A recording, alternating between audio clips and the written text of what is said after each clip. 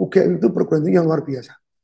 Concern di mutu, concern di pengembangan, concern di arah ke kemajuan. Nah, ini yang juga kami di penjaminan mutu di kampus kami juga belajar di sana, Pak Anam. Jadi mazhab kami, model kami pun juga belajar dari UGM.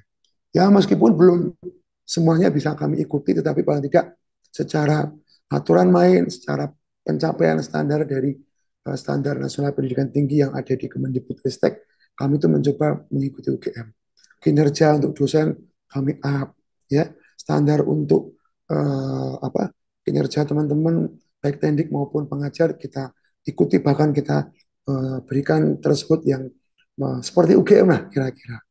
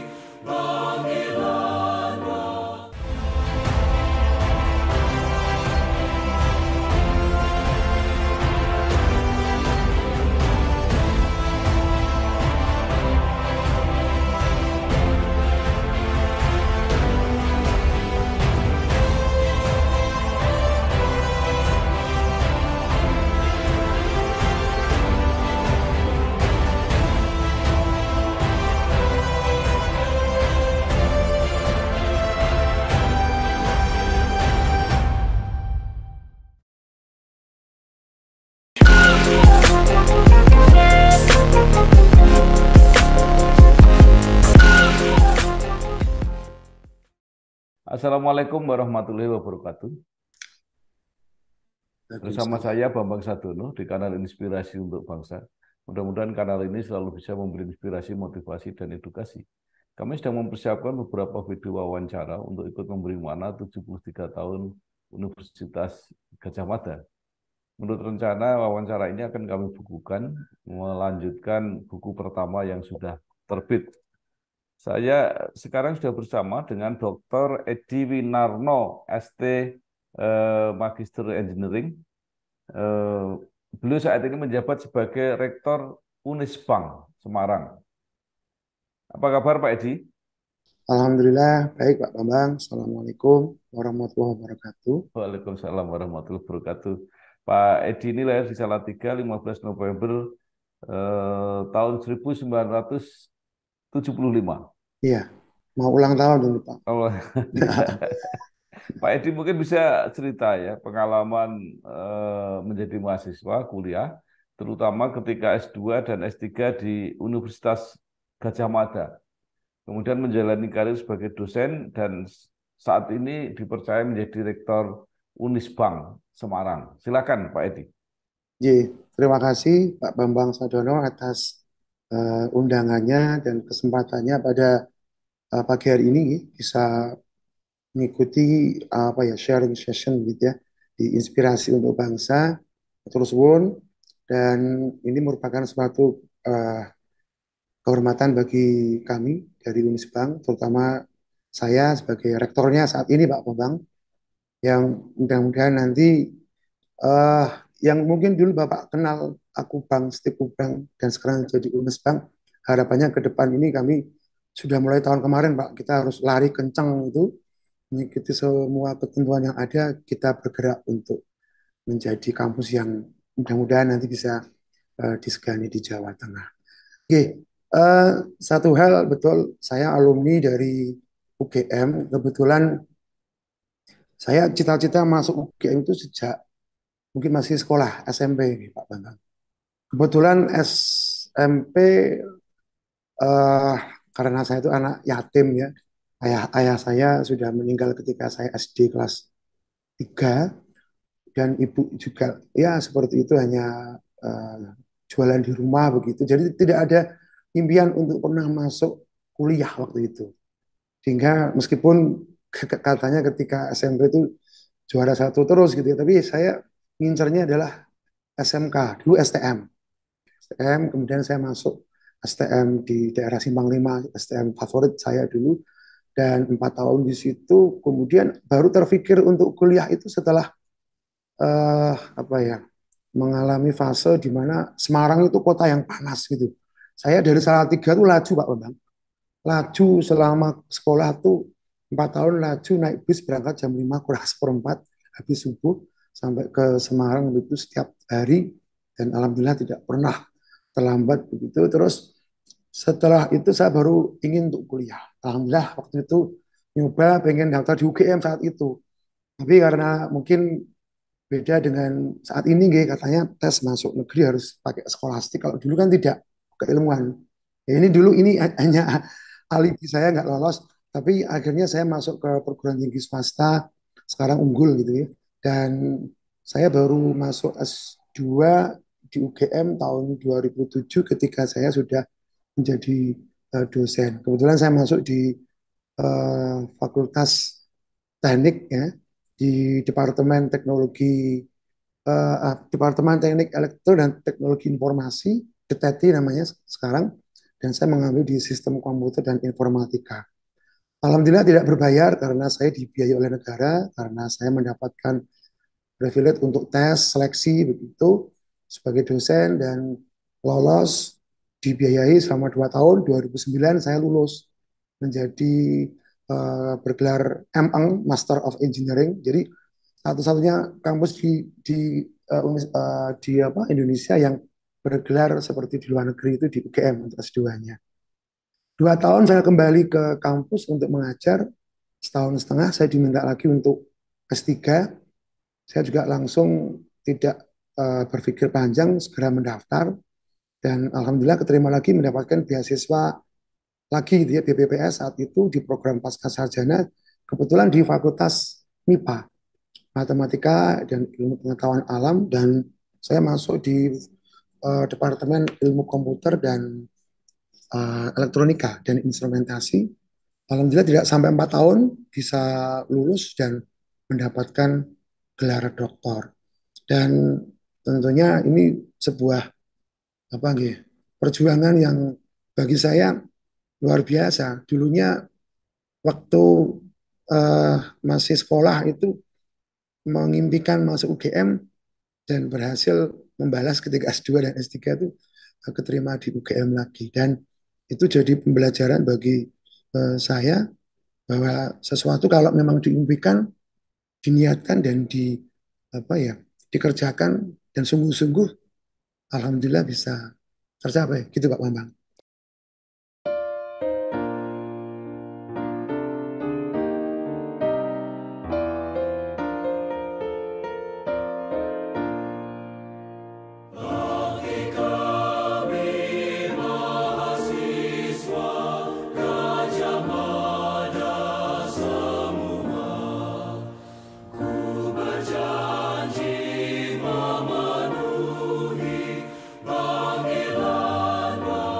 Iya, luar biasa. Hmm, Nah, yang menarik, walaupun mengajarnya di apa Unisbank, tetapi doktornya di ilmu komputer, betul, yang sekarang perkembangannya terutama teknologi digital yang sangat luar biasa. Jadi Laras. kalau menurut Pak Edi, ini perkembangan ini akan menjadi seperti apa gitu ya? Kelihatannya cepat sekali ini perubahan-perubahannya ini. J, betul. Kebetulan meskipun kami itu dulu Akubang, J. Mungkin Pak Bambang tahu Akubang dan juga Stikubang, yang notabene keilmuannya adalah di keuangan dan perbankan. Tapi saat ini kami ini kan ada 4 fakultas, Pak.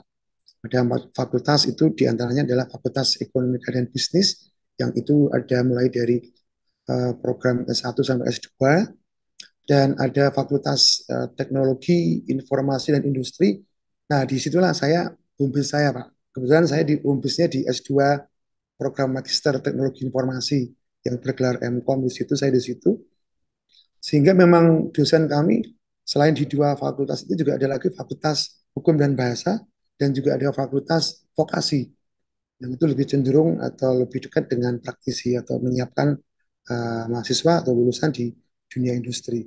Sehingga kalau kita bicara tentang digital, tentang IT gitu, kami pun sejak Saya dilantik kemarin jadi rektor tahun tahun lalu, tepatnya 28 Oktober tahun 2021.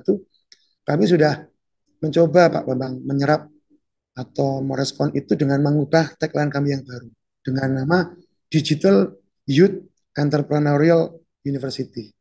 Sehingga konsep digital itu sudah kita coba untuk kita tanamkan. Bukan karena rektornya orang IT base gitu ya, tapi memang nampaknya saya kira semua orang sudah paham bahwa IT itu sudah bukan jadi hal yang sesuatu yang apa ya, uh, seperti dulu lagi ya, yang hanya menjadi keilmuan di satu keilmuan saja. Sekarang hampir semua ilmu dasar itu pasti membutuhkan IT atau digital.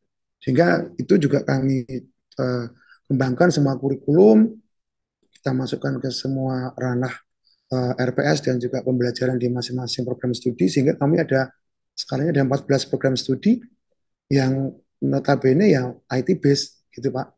Dan harapannya selain ada IT base juga kami juga menanamkan yang namanya mencoba menumbuhkan jiwa kewirausahaan melalui tadi entrepreneurial atau entrepreneurship yang itu sudah mulai kita galakkan sejak lama, sejak sebelum saya jadi rektor, dan alhamdulillah sudah banyak menghasilkan wira muda, wira usaha muda yang muncul dari para mahasiswa dari Unisba. Begitu Pak Bambang. Nah, sekarang secara khusus ya, kalau tadi apa eh, literasi apa Digital. digitalisasi itu menjadi basis dari apa pembelajaran di Unisbank, eh, khusus di bidang teknis keuangan perbankan sendiri dampaknya seperti apa Pak teknologi ini? Nah, itu sesuatu yang saat ini mau tidak mau, terutama para praktisi dan juga teman-teman kami di akademisi yang ada di Unisbank menghadapi itu, pasti itu akan berpengaruh besar, Pak.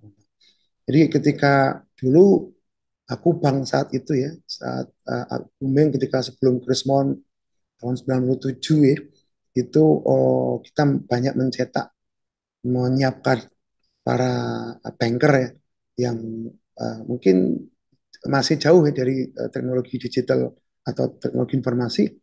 Namun saat ini itu sudah bukan sesuatu yang uh, apa ya awam lagi gitu ya. Jadi semua keilmuan yang ada di tempat kami, terutama yang ada di keuangan perbankan, di satu manajemen, akuntansi, bahkan juga ke program pasca sarjana untuk S2 manajemen juga, itu semua sudah kita berikan muatan yang terkait dengan kajian-kajian di bidang teknologi informasi. Karena sekarang semua sudah berbau digital. Accounting juga digital, marketing juga digital, ya. Dan semua keilmuan, bahkan sekarang eh, pinjol saja, pinjaman online yang sekarang sudah merebak saja juga semuanya hanya pakai digital, pakai KTP begitu, dan semua sudah bisa jalan. Artinya kebutuhan untuk tenaga yang kita siapkan di dunia perbankan yang dulu kita sebut dengan SDM di perbankan atau bankir gitu ya, atau banker gitu. Sekarang sudah kita coba uh, wujudkan dalam kurikulum-kurikulum yang itu sudah kita berikan tadi muatan-muatan yang tujuannya ya siswa tidak hanya belajar perbankan itu secara konsep saja, namun bisa terimplementasi secara baik mengikuti regulasi dan juga perkembangan update dari digital ini yang saat ini sudah tidak bisa kita hindari lagi.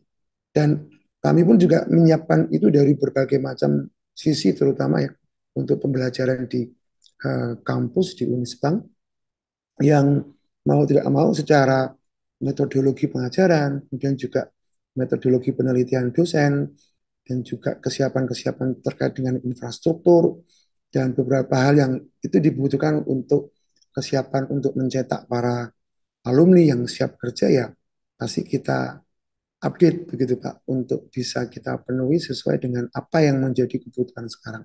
Kita sekarang mengenal cryptocurrency, hal-hal lain yang ya saya kira mungkin zaman Pak Bambang dan zaman saya kuliah pun belum ada, tapi sekarang ini kan sungguh luar biasa. Dan itu juga tidak hanya dari konsep materi pembelajaran di perbankan saja, bahkan hal-hal lain yang terkait dengan mungkin regulasinya, aturan mainnya, masalah law-nya gitu ya, sampai ke cybercrime-nya, masalah lain-lain pasti kita juga kalau orang Jawa bilang darah itu juga kita berikan keilmuannya itu di pembelajaran di kampus kami. Begitu Pak, kira-kira.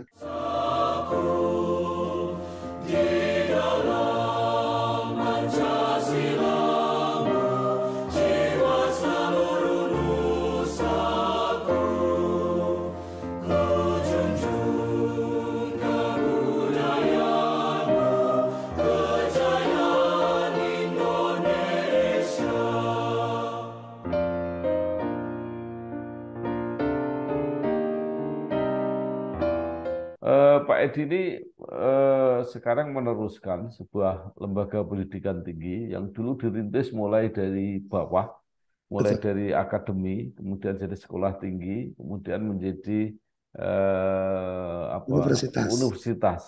Nah, Betul. mungkin bisa diceritakan apa yang sekarang sudah dicapai oleh Unisbank ini. Ya, Unisbank sudah mengalami metamorfosis ya. Metamorfose yang tahun 68 itu sudah di-create sebagai sebuah perguruan tinggi yang kalau boleh kami bilang betul-betul menciptakan tenaga siap bekerja saat itu. Kemudian seiring perkembangan zaman dengan banyak regulasi dari pemerintah dan juga dari kementerian terkait dengan beberapa regulasi dan nomenklatur ya, yang terkait dengan pembukaan program studi, kemudian juga keilmuan-keilmuan, juga terkait dengan kebijakan dari asosiasi keilmuan juga. Kami juga mencoba merespon itu dan berkembang secara mungkin pelan-pelan ya, pelan-pelan tapi step by step sudah bermetamorfose tadi mulai dari Akubang kemudian menjadi Stikubang ya STE Stikubang dan muncul lagi beberapa program baru yang kami create dan kami satukan menjadi Universitas Stikubang.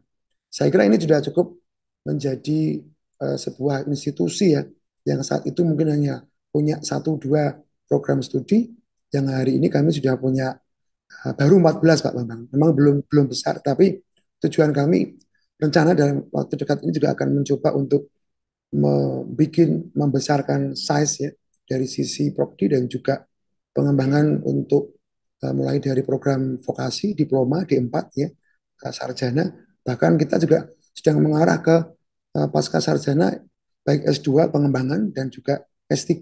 Karena kalau kita bicara akupang, bicara ekonomi, bicara keuangan perbankan ini kan kami ini kan banyak pakarnya.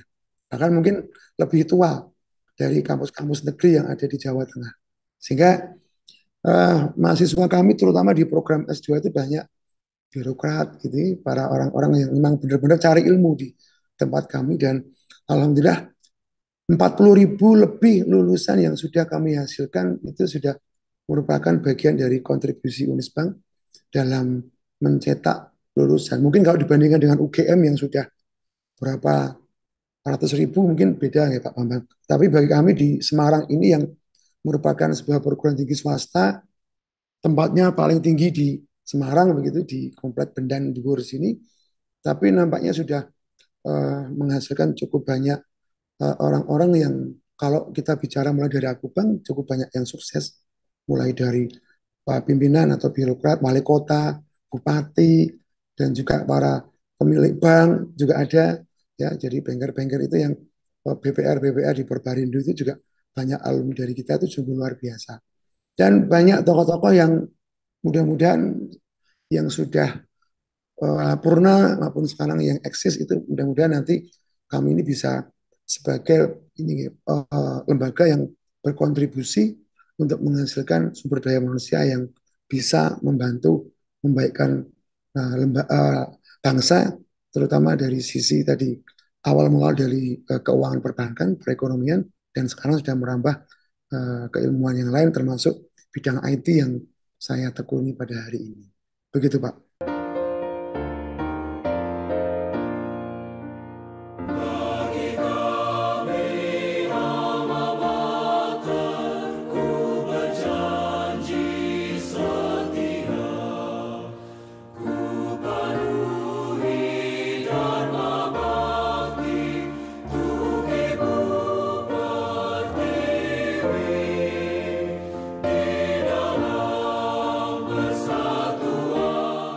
Ya, luar biasa. Alumni 40.000 lebih sudah berkarya di banyak bidang. Betul. Nah, sekarang kalau existing, artinya jumlah mahasiswa sekarang dan animo untuk masuk seperti apa, Pak Edi?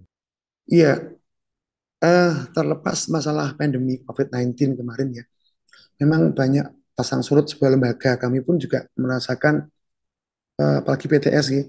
PTS itu tergantung bagaimana kita mengelola. Nah, mungkin beda dengan teman-teman yang ada di PTN. Sumbernya kan dari banyak tempat.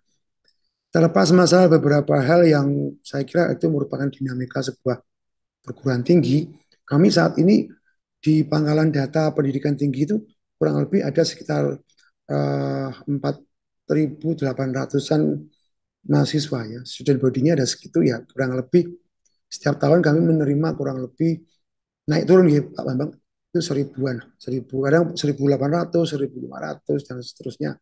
Memang ada penurunan kemarin ketika kita pandemi. Jadi dengan jumlah prodi yang segitu saya kira ya cukup wajar gitu.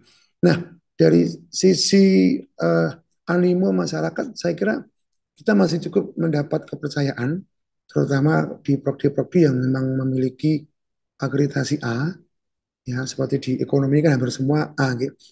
Nah, itu juga banyak eh, karena sudah cukup lama kita mengemban amanah untuk memberikan materi di perekonomian atau di ekonomi atau di keuangan perbankan. Jadi nama kami masih cukup dipercaya untuk masyarakat menyekolahkan atau menguliakan anak didiknya ke kami. Dan di bidang IT pun juga sama. Sejak tahun 93 kami sudah punya uh, program beberapa prodi di bidang IT ya.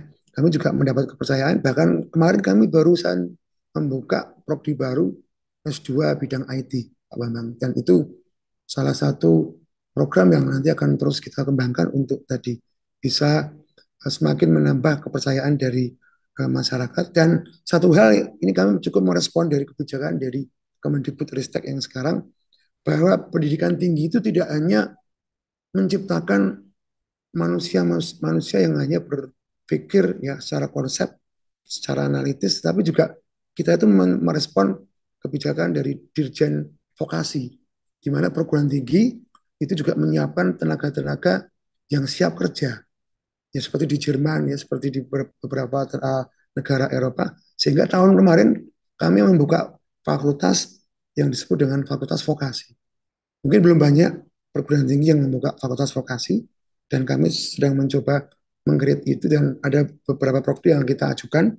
Kemarin juga sudah buka prodi D4 yang baru di multimedia grafis seperti itu, dan alhamdulillah ini akan menjadi sesuatu kekuatan yang mudah-mudahan bisa semakin membesarkan Universitas Tekubang atau Unisbank untuk bisa tadi berkontribusi untuk menjadi sebuah perguruan tinggi swasta yang kami ini ingin bangkit Pak Bambang. Ingin bangkit, insya Allah target kami ya kalau ke depan ini bisa ya setiap tahun bisa menerima di atas 2.000 dengan SDM dosen yang sekarang ini kurang lebih di atas 150. Saya kira ini kekuatan bagi kami untuk bisa membantu ya, Jawa Tengah terutama untuk menyiapkan tenaga-tenaga ya baik akademik maupun vokasi yang siap untuk tadi membangun bangsa Indonesia ini. Begitu.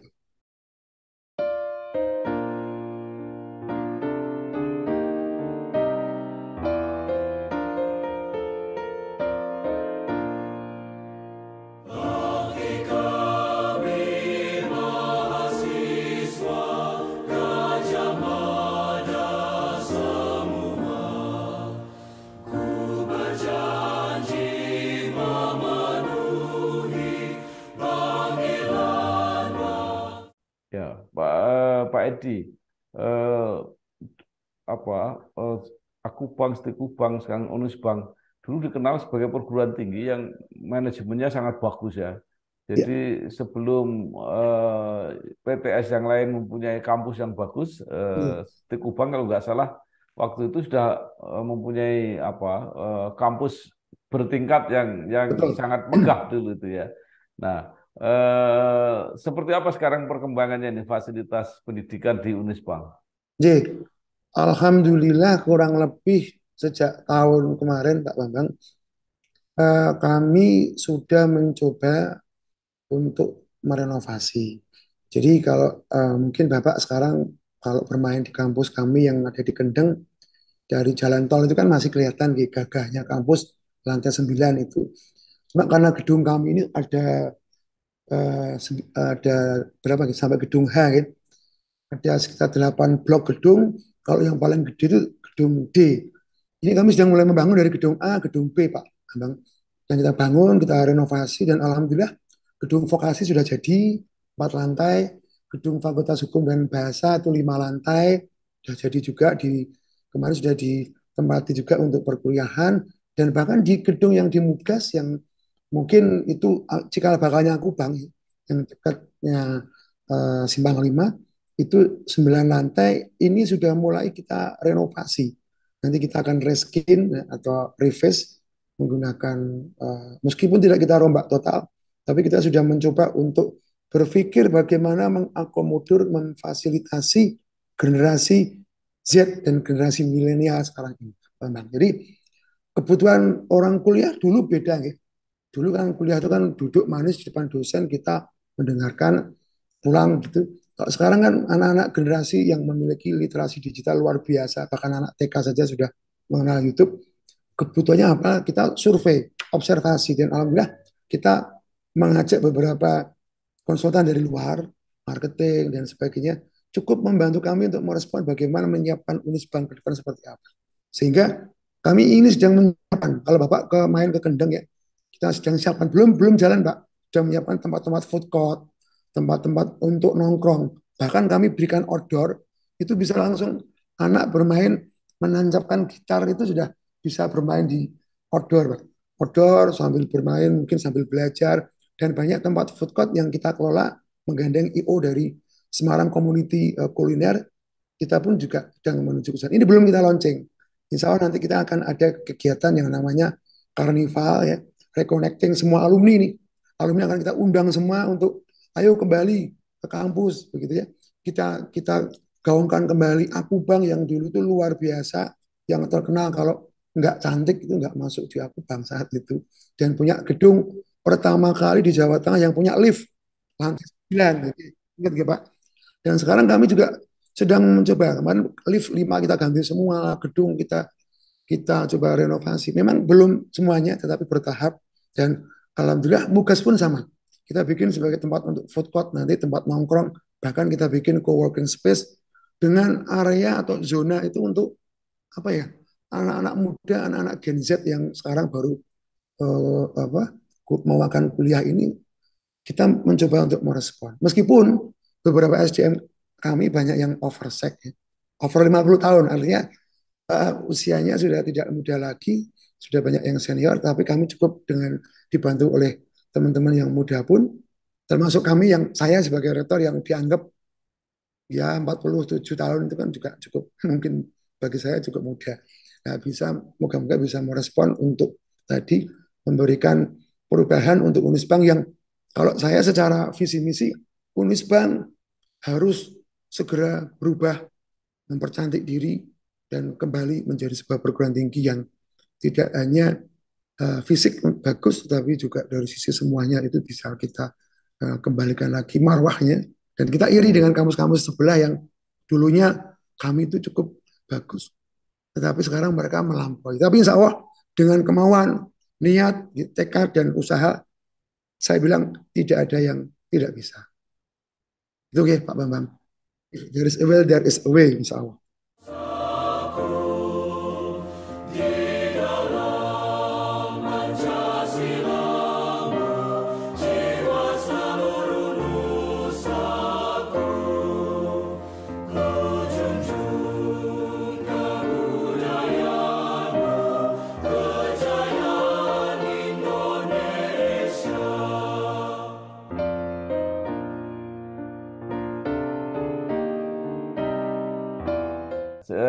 Sekarang yang apa yang menjadi apa ya unggulan lah ya, mungkin semua bagus tapi mungkin ada yang jadi apa satu apa ya jujukan gitu kira-kira. Kalau di Unisbank itu apa yang gampang dikenal misalnya? Ya kalau di kami ini, kalau dari sisi properti kan jelas gitu, itu kan memang di keuangan perbankan, kemudian juga di ekonomi, di manajemen, di akuntansi. Tapi kalau kalau sesuai dengan tagline kami, bahwa Unisbank meskipun belum disebut sebagai entrepreneurial university atau kampus yang berbasis entrepreneur, semua alumni harus jadi entrepreneur, tidak. Tetapi kami ini sekarang sudah punya semangat untuk ke sana, Pak Bambang. Jadi semua mahasiswa yang sudah bergabung itu kami sudah berikan, tanamkan kurikulum kewirausahaan. Ya. Dan setiap periode wisuda setahun 2 kali kita sudah sahkan, itu luluskan beberapa mahasiswa yang menjadi wirausaha muda yang kita didik dari awal, dari nol, dengan memberikan muatan kurikulum entrepreneurship, ya, sehingga itu kami bisa pastikan bahwa setiap lulusan SLTA yang masuk di tempat kami itu sudah akan mulai kita brainwash bahwa Unisbank ini jujukannya orang belajar tentang entrepreneurship atau kewirausahaan. Ini yang harus sedang dan akan kita terus galakkan ke sana. Meskipun kemampuan entrepreneurship itu kan juga tidak lepas dari yang namanya basic keilmuan. Ya, kita ada 14 program studi tadi dari 4 fakultas yang ada. Tentunya nanti startup, ya, ataupun mungkin tenan atau UMKM yang dihasilkan dari pola selama kami membimbing di inkubator atau startup bisnis di kampus kami itu pasti akan berbasis atau sesuai keilmuan mereka. Meskipun tidak kita pungkiri ya, ilmunya IT, jualannya kuliner itu ada.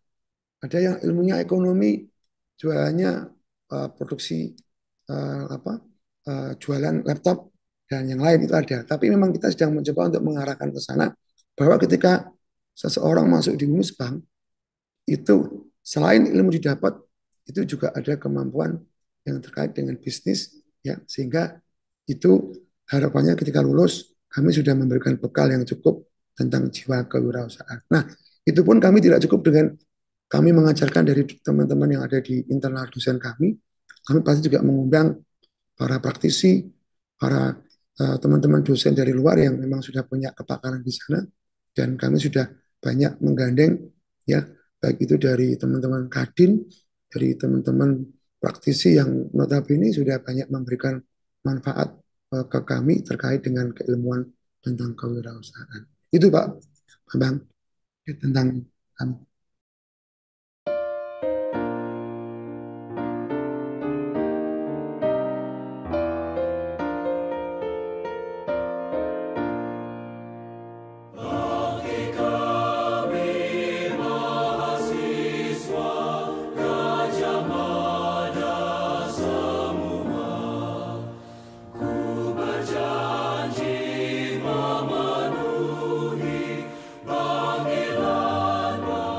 Pak Edi sudah menyebut tentang mengajak kembali alumni. Nah, tentu kan Betul. kembali tidak sekedar reuni. Tadi kalau dikaitkan bahwa lulusan Unisbank diarahkan menjadi entrepreneur, itu berarti bukan sekadar keahlian dan keterampilan, tapi kan mindset, tuh, semangat dan sebagainya. Nah, Betul. apakah para alumni itu juga diberi kesempatan untuk memotivasi para apa juniornya lah, para adik-adiknya Iya. gitu?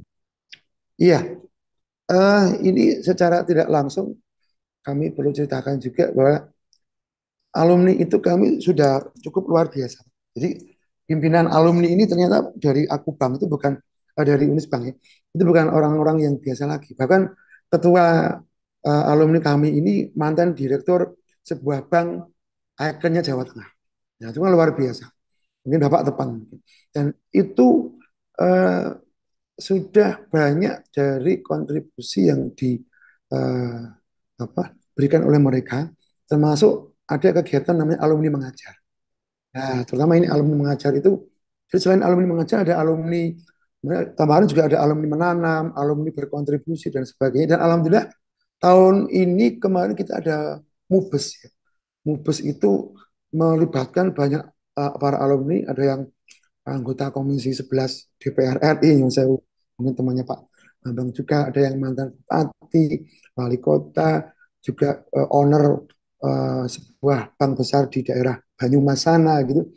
Dan banyak birokrat dan juga para pengusaha sudah kita datangi dan ini besok tanggal 3 Desember ini pun juga kami diminta untuk mengukuhkan kepengurusan baru hasil dari Mubes kemarin. Dan itu insya Allah sudah sering kita komunikasi, duduk bareng, ketemu di kampus. Bahkan kita minta, karena ini ndelalai kalau orang Jawa bilang, para alumni ini sudah banyak yang purna, Pak Bambang. Jadi mereka lebih cenderung sudah purna, sudah punya bekal yang luar biasa untuk mereka sendiri dan juga insya Allah punya care, kepedulian untuk lembaga ini, untuk bagaimana untuk kembali lagi untuk kita reborn. Nah, akhirnya di awal tahun nanti kita akan ada program yang namanya reconnecting, reconnecting system yang akan kita kemas dalam bentuk karnival, melibatkan semua stakeholder, mungkin dari pemerintahan, dan juga yang tidak kalah penting adalah mengajak para alumnus ini untuk kembali lagi ke kampus kami. Karena ada sebagian mungkin alumni ini yang malu-malu kucing ini, karena mungkin selama ini kebesaran nama itu ya ada sedikit kalau boleh saya katakan karena saya juga orang baru ya mungkin ada kekurangan kepedean. Nah ini yang harus kita kembangkan, harus kita kembalikan. Ayo kita kembalikan bahwa Anda semua itu punya harapan besar bagi kami untuk kembali lagi kita itu benar-benar membaikkan lembaga ini untuk bisa lebih besar dan bisa lebih jaya begitu dan mampu menjadi perguruan tinggi yang tidak hanya tinggi saja tempatnya dan punya logo angka satu waktu itu di Jawa Tengah angka satu yang mungkin menghadap ke jalan tol, tapi kita kembalikan lagi tidak hanya fisik tapi semua hal dan saya katakan tidak ada yang tidak bisa asal kita benar-benar semuanya bersinergi, berkontribusi. Nah, alumni inilah yang kami harapkan ini nanti tanggal 3 akan kita kukuhkan dan kita 3 Desember ya, dan akan kita kembali berembuk itu untuk bisa benar-benar kita akan sinkronisasi ya kita diskusi dan meminta harapannya bisa ada kontribusi yang maksimal dari mereka dan kami akan tadi seperti kampus-kampus yang lain kan ada ini nih alumni yang sudah sukses nanti ada mungkin mungkin bikin gedung gedung alumni angkatan tahun 84 misalkan alumni angkatan tahun 90 ini yang sangat kita harapkan tapi terus terang ya pasti kita akan lebih dulu Pak Bambang untuk menunjukkan mereka tidak akan berkontribusi kalau kami pun tidak ada komitmen yang kuat untuk membaikkan lembaga ini kampus ini nggak akan baik kalau tidak diawali dari kita sendiri siapa yang mengawali ya pasti kami yang sekarang ada di manajemen dan alhamdulillah ada amanah kepercayaan yang sekarang diberikan ke kami, terutama saya direktor, dan saya ini eh Nyun Sewu dikenal bukan menyombongkan, tetapi saya kalau diminta sesuatu ya kalau bisa cepat, kenapa harus melambat gitu. Jadi kalau bisa dipercepat semuanya, kita cepatkan. Meskipun pasti ada barrier dan hal-hal yang itu akan menjadi sesuatu yang akan dipermasalahkan. Tapi bagi saya tidak ada yang tidak bisa dan tidak ada yang tidak mungkin selama kita mengupayakannya.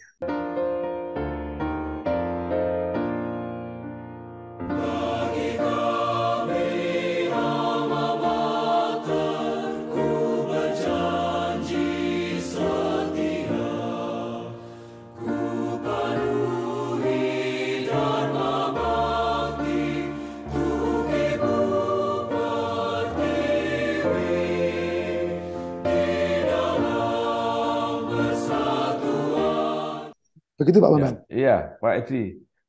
Bicara tentang bagaimana menggiatkan ya alumni tadi. Nah, Betul. Pak Edi sendiri adalah alumni sebuah perguruan tinggi besar yang sudah punya tradisi yang sangat kuat. Apa yang dirasakan sebagai alumni UGM? Alumni UGM bagi saya sesuatu yang luar biasa, Pak Bambang. Jadi seorang anak desa yang saat itu tidak pernah menginginkan untuk kuliah, tapi bisa mengenyam pendidikan di sebuah perguruan tinggi kalau saya katakan secara pemeringkatan, baik itu Webometric, ICU, Unirank, QS Rank gitu, bahwa UGM itu kampus yang ada di jajaran top di Indonesia. Bahkan di top dunia gitu. Nah, eh, saya merasa bagian dari alumni UGM itu sesuatu kebanggaan. Kebanggaan saya, kebanggaan orang tua, dan juga kebanggaan mungkin keluarga saya. Mungkin juga kebanggaan orang tua saya kalau masih hidup, karena ketika saya lulus S3, Bapak Ibu sudah tidak ada. Dan UGM bagi saya sebuah perguruan tinggi yang tidak hanya mengajarkan keilmuan, ya, secara kompetensi di prodi yang saya ambil, tetapi juga mengajarkan filosofi tentang bagaimana perguruan tinggi masyarakatnya atau perguruan tinggi rakyat yang di sana itu bisa untuk digunakan oleh semua semua orang yang punya keinginan dan juga mungkin kemampuan ya untuk bisa sekolah di sana. Dan tidak ada pemisahan antara orang yang mungkin dari golongan tertentu, dari golongan apa, semua sama. Tapi satu sisi yang saya peroleh dari UGM ketika saya kuliah adalah bagaimana komitmen dan konsekuensi para pengajar ya, yang di sana. Meskipun ada beberapa yang sudah senior, mungkin ada lah sisi kalau ini saya bicara jeleknya, mungkin ada sisi yang mengatakan ada feudalistiknya, tapi saya anggap UGM itu perguruan tinggi yang luar biasa, concern di mutu, concern di pengembangan, concern di arah ke kemajuan. Nah, ini yang juga kami di penjaminan mutu di kampus kami juga belajar di sana, Pak Imam. Jadi mazhab kami, model kami pun juga belajar dari UGM. Ya, meskipun belum semuanya bisa kami ikuti, tetapi paling tidak secara aturan main, secara pencapaian standar dari standar nasional pendidikan tinggi yang ada di Kemendikbudristek, kami itu mencoba mengikuti UGM. Kinerja untuk dosen kami up, ya, standar untuk kinerja teman-teman baik tendik maupun pengajar kita ikuti, bahkan kita berikan tersebut yang seperti UGM lah kira-kira. Nah, itu ya menjadi motivasi kami sehingga UGM ini ya perguruan tinggi yang luar biasa yang sudah menghasilkan banyak orang sukses ya. Bahkan kemarin saya baca di media media online itu bahwa ada 4 calon kandidat presiden di tahun 2024 itu alumni UGM. Nah, ini kan juga sesuatu yang mungkin luar biasa. Bahkan presiden kita sekarang kan alumni dari UGM. Begitu Pak Bambang, menurut saya. Ya, ya, walaupun sebegitu apa ya, ideal dan menjadi contoh, menjadi standar, tapi Pak Edi dalam berkarir ini kan juga ada pengalaman-pengalaman yang sangat panjang. Sekarang apa yang mungkin diharapkan atau disarankan ini pertumbuhan institusi UGM ini sendiri, termasuk apa yang harus dilakukan apa para alumninya, kemudian juga para mahasiswa yang sekarang masih mempersiapkan diri di kampus, apa yang harus dilakukan supaya mereka benar-benar tadi bisa mewujudkan hasil pendidikan yang punya komitmen besar terhadap kebutuhan masyarakat. Iya, kalau sebagai alumni terus terang sebenarnya kita tidak ini ya bisa memberikan saran secara formal kepada UGM karena mungkin mereka juga sudah punya kemampuan dalam sisi riset dan bagaimana pengembangan. Tetapi sebagai seorang alumni yang merupakan bagian dari UGM yang saat ini juga bekerja sebagai akademisi di sebuah perguruan tinggi swasta, ada harapan yang mungkin bisa saya sampaikan secara pribadi adalah bahwa UGM ini harus semakin terus mengembangkan sayap untuk memperbesar ya secara size ya, secara kualitas atau mutu dan dari sisi tridharmanya itu dari riset dan juga pengabdiannya itu harus lebih dikembangkan lagi. Bahkan mungkin tidak hanya di lingkup di Jogja atau Jawa Tengah, tapi meskipun sudah sampai ke level nasional, tapi harus benar-benar menjadi perguruan tinggi yang tadi tidak hanya dikatakan sebagai top 400 di dunia, tapi benar-benar menjadi perguruan tinggi yang dapat dipertimbangkan menjadi perguruan tinggi yang katakan menjadi top 100-nya dunia begitu Pak. Iya. Terima kasih sekali Pak Dr. Edi Winarno, ST, Magister Engineering, Rektor Unisbank Semarang, dengan segala apa yang sudah disampaikan. Mudah-mudahan ini bermanfaat untuk kita semua, memberi semangat, memberi wawasan, memberi motivasi dan inspirasi khususnya untuk generasi muda. Sekali lagi terima kasih Pak Dr. Edi Winarno, sukses. Atur nuwun. Wassalamualaikum warahmatullahi wabarakatuh.